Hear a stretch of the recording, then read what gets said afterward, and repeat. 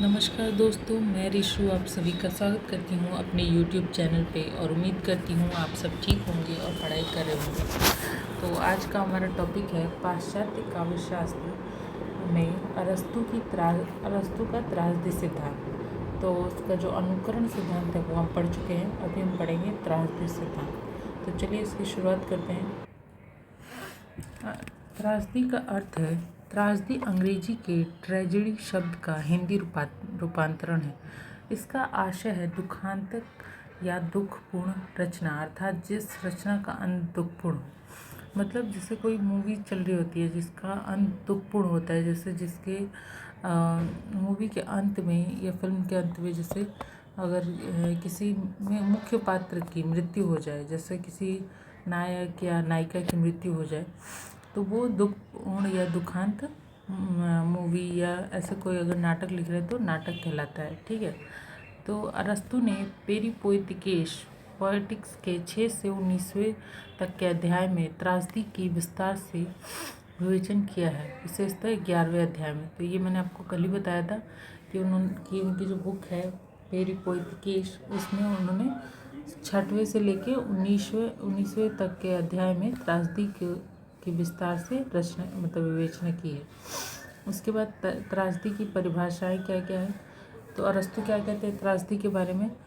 तो अरस्तु ने कहा है, त्रासदी गंभीर स्वतःपूर्ण रचना है जिसका एक निश्चित आयाम होता है। यह दुखपूर्ण कार्य व्यापार है जिसका मूल लक्ष्य दूषित विचारों का समन है। मतलब ये एक ऐसा विचार है, ऐसा कार्य व्यापार है जिसका मतलब आपके जो ऐसे बोलते हैं कि जब आंसू आते हैं तो हमारा मन साफ हो जाता है। तो जैसे जो भी दूषित विचार है वो निकल जाते हैं। तो जब भी हम कोई दुखपूर्ण या दुखांत नाटक या मूवी या ऐसे कुछ भी देखते हैं या सुनते हैं तो हमारे मतलब हमें आंसू निकलते हैं और उस तरह से हमारे जो दूषित विचार है उनका शमन हो जाता है या फिर वो निकल जाते हैं। उसके बाद एटकिंस क्या कहते हैं उसके बारे में, त्रासदी के बारे में। वो बोलते हैं कि वह दुखांतक रचना जिसमें उद्वेगपूर्ण घटनाओं से विचारों का परिमार्जन किया जाता है वह त्रासदी कहलाती है। मतलब वह दुखपूर्ण रचना जिसमें उद्वेगपूर्ण घटनाओं से मतलब ऐसी मार्मिक घटनाओं से जिससे विचारों का परिमार्जन किया जाता है, जिससे विचारों को मतलब एक तरह से बदल दिया जाता है, वह त्रासदी कहलाती है। ठीक है। उसके बाद अरस्तु के अनुसार त्रासदी के निम्नलिखित 3 उद्देश्य हैं। तो त्रासदी लिखने का उद्देश्य क्या है अरस्तु का, ये देखेंगे। पहला उद्देश्य है भव्यांतर चित्रण, घटना और नायक दोनों भव्य होने चाहिए। उसके बाद विचारों का शुद्धिकरण, तो उसका उद्देश्य है विचारों का शुद्धिकरण करना, सकारात्मक विचारों का शुद्धिकरण करना। ठीक है। उसके बाद दूषित विचारों का उत्तेजना के माध्यम से शांत करना। मतलब जो दूषित विचार है, उत्तेजना मतलब जब आपके अंदर उत्तेजना आएगी तो आपके आंसू बहेंगे, तो इस तरह से आप शांत हो जाएंगे। तो ये मतलब वो। उसके बाद त्रासदी के तत्व या अंग। तो अरस्तु ने त्रासदी के प्रमुख 6 अंग बताए हैं। त्रासदी के 6 अंग कौन कौन से हैं? कथानक, चरित्र चित्रण, पद रचना, विचार तत्व, संगीत और दृश्य विधान। तो ये सब है त्रासदी के 6 अंग। ठीक है। तो आगे देखते हैं। तो इन सभी अंगों के बारे में हम विस्तार से पढ़ेंगे। तो सबसे पहले देखेंगे कथानक या कथा वस्तु। तो अरस्तु ने कथानक या घटनाओं को सर्वोपरि और ट्रेजेडी को आत्मा कहा है। मतलब उन्होंने कथानक को सर्वोपरि रखा है और जो ट्रेजेडी या त्रासदी है उसको आत्मा कहा है। उसके बाद अरस्तु ने कथानक का भेद दो आधार पर किया है। मतलब इन्होंने कथानक के भी 2 भेद बताए हैं, पहला विषय के आधार पर और फिर रचना के आधार पर। ठीक है। तो जो पहला है विषय के आधार पर, कथानक के 3 आधार माने हैं। मतलब जो विषय के आधार पर कथानक है उसको भी 3 भागों में बांटा है इन्होंने। पहला है दंत कथा मूलक, जो सुनी सुनाई बातों पर आधारित हो उसे दंत कथा मूलक कहा जाता है। उसके बाद दूसरा है कल्पना मूलक, कवि रचनाकार की कल्पना पर आधारित हो तो उसे कल्पना मूलक कहा जाता है। मतलब कि अगर जो कल्पना पर आधारित हो जो रचना, वो उसे कल्पना मूलक कहा जाता है। उसके बाद इतिहास मूलक। इतिहास मूलक क्या होता है? इतिहास की सत्य घटना पर आधारित हो जो, उसे इतिहास मूलक कहा जाता है। मतलब जो भी इतिहास होता है वो सत्य घटना होती है। तो ऐसे ही बता रहे हैं कि इतिहास की जो सत्य घटना पर आधारित हो उसे इतिहास मूलक कहा जाता है। फिर दूसरा देखेंगे, रचना के आधार पर कथानक के दो आधार माने गए हैं। तो पहला है सरल एक ही घटना। अरस्तु ने सरल नाटक को महत्व दिया है। अरस्तु ने सरल नाटक को महत्व दिया है। और दूसरा है जटिल, जो एक से अधिक घटनाएं जिसमें हो। मतलब सरल हो उसमें एक ही घटना होती है, और जो जटिल होता है उसमें एक से अधिक घटनाएं होती है। और जटिल कथानक के भी 3 अंग माने गए, इसके भी 3 अंग माने गए हैं। इसमें पहला है महान त्रुटि, दूसरा है स्थिति विपर्यन, और तीसरा है अभिज्ञान। तो अभी हम इन तीनों को मतलब विस्तार से देखेंगे। तो पहला है महान त्रुटि। महान त्रुटि क्या होता है? नायक द्वारा परिस्थिति या अज्ञानतावश कोई भूल हो जाए तो इसे महान त्रुटि कहते हैं। अरस्तु ने इसे हेमरतिया कहा है। महान त्रुटि में नायक का चारित्रिक पतन नहीं होता है। मतलब अगर नायक से अगर परिस्थिति या अज्ञानतावश, मतलब उसको ज्ञान नहीं, तो अगर कोई भूल हो जाती है तो इसे महान त्रुटि कहा जाता है। उसके बाद स्थिति विपर्यन क्या है? स्थिति विपर्यन के अंतर्गत नायक के इच्छा के विरुद्ध अचानक ही स्थिति में परिवर्तन हो जाता है, अर्थात नायक की इच्छा के विरुद्ध कोई कार्य हो जाना। इसलिए कौतूहल की दृष्टि से यह अंक महत्वपूर्ण है। मतलब स्थिति विपर्यन क्या है कि नायक की इच्छा के विरुद्ध कोई परिस्थिति अगर बदल जाती है तो वो स्थिति विपर्यन कहलाता है। और मतलब कौतूहल बढ़ाने के लिए, जैसे किसी भी नाटक में कौतूहल को बढ़ाने के लिए, मतलब कि उत्सुकता बढ़ाने के लिए कि आगे क्या होने वाला है या इसके बाद क्या होगा, ये बढ़ाने के लिए एक महत्वपूर्ण अंग है क्या? स्थिति विपर्यन। उसके बाद अभिज्ञान क्या है? नायक को सत्य का बोध हो जाना। अभिज्ञान का मतलब है नायक को जब सत्य का बोध हो जाता है तो उसको अभिज्ञान कहते हैं। उसके बाद त्रासदी के मुख्य कथानक के अंश या संगठन। तो अरस्तु ने कथानक के मुख्य 4 अंश या संगठन माने हैं।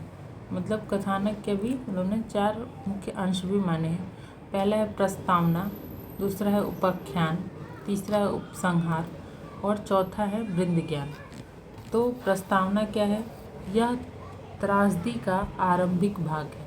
मतलब तब जहाँ पे त्रासदी की शुरुआत होती है उसका आरंभिक भाग है प्रस्तावना।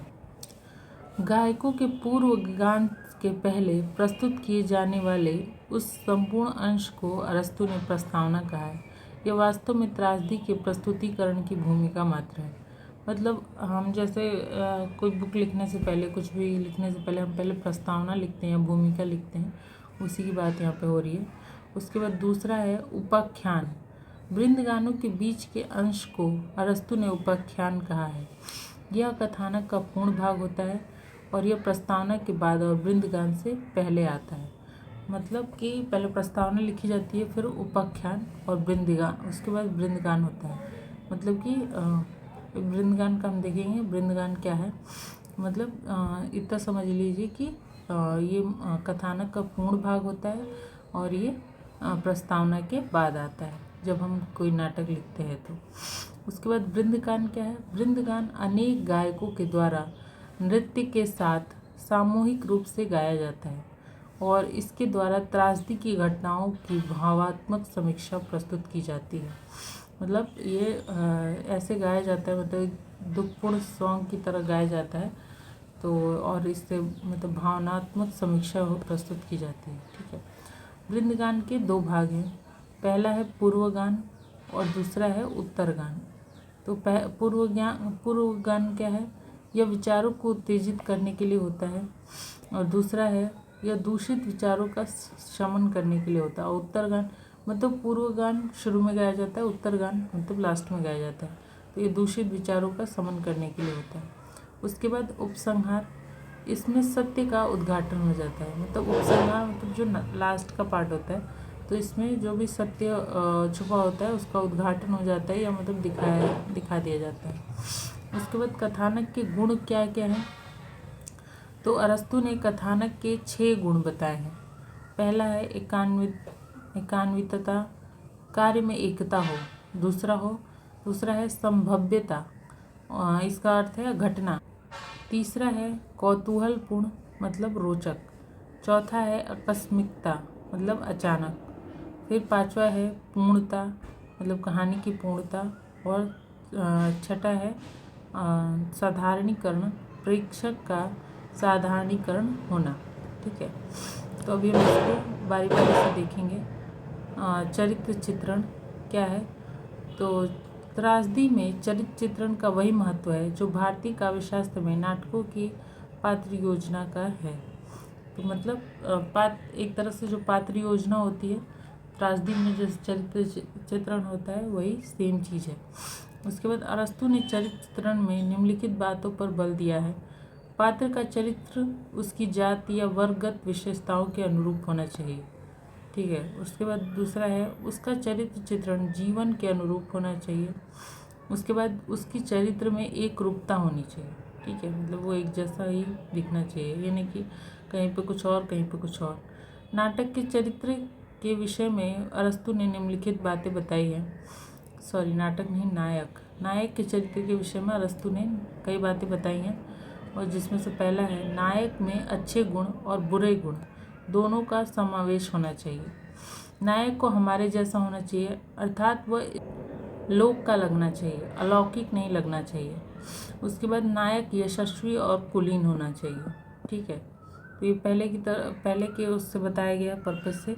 अभी ऐसा नहीं है, अभी हम किसी को भी नायक ले सकते हैं, जिसके भी बारे में कहानी बनाना है बना सकते हैं। ठीक है, पहले सिर्फ जो फेमस लोग थे उनके बारे में ही ज़्यादातर कहानी बनती थी या उनकी कहानी लिखी जाती थी। फिर तीसरा है विचार तत्व। अरस्तु ने त्रासदी के विवेचन में तीसरा महत्वपूर्ण स्थान विचार तत्व को दिया है। त्रासदी में भय एवं करुणा का भाव होना चाहिए। फिर चौथा है मेलोडी मतलब संगीत। अरस्तु ने संगीत को त्रासदी का महत्वपूर्ण अंग माना है, और त्रासदी में प्रयुक्त संगीत उन्माद और शांत दोनों हो सकता है, और संगीत कैसा भी हो लेकिन सभ्य होना चाहिए। अभिप्राय यह है कि त्रासदी की भाषा की भी उसकी गरिमा के अनुकूल होनी चाहिए। ठीक है, उसके बाद पदावली या पदरचना योजना। त्रासदी में भाषा सरल और अलंकृत भाषा का प्रयोग होना चाहिए। भाषा में लय का सामंजस्य और संगीत का समावेश होना चाहिए, मतलब भाषा में लय होना चाहिए और संगीत होना चाहिए। उसके बाद पात्र के अनुसार भाषा का प्रयोग होना चाहिए, मतलब जैसा पात्र है उसकी भाषा वैसे होना चाहिए। मतलब अगर कोई राजा है तो उसकी भाषा राजा जैसे, और अगर कोई नौकर है तो उसकी भाषा नौकर के जैसे। इस संबंध में अरस्तु का आग्रह रहा है कि भाषा चमत्कारपूर्ण हो, चमत्कारपूर्ण तो हो किंतु क्षुद्र नहीं। ठीक है, उसके बाद लास्ट पॉइंट है दृश्य विधान। तो दृश्य विधान क्या है? दृश्य विधान से आशय रंगमंचीय साज सज्जा से है। अरस्तु ने इसका संबंध कलाकार की अपेक्षा में शिल्पकार से माना है। अरस्तु ने रंगमंचीय साधनों को अनिवार्य नहीं माना है। ठीक है, तो मतलब ये रंगमंचीय जो साधन होते हैं उनको अनिवार्य नहीं मानते हैं दृश्य विधान के लिए। ठीक है, तो यहाँ पे ये अरस्तु का त्रासदी सिद्धांत खत्म होता है। और अगर आपको कोई भी डाउट हो तो आप कमेंट करके पूछ सकते हैं, और अगर आपको मेरी वीडियो अच्छी लगती है तो लाइक सब्सक्राइब और शेयर कीजिए। धन्यवाद।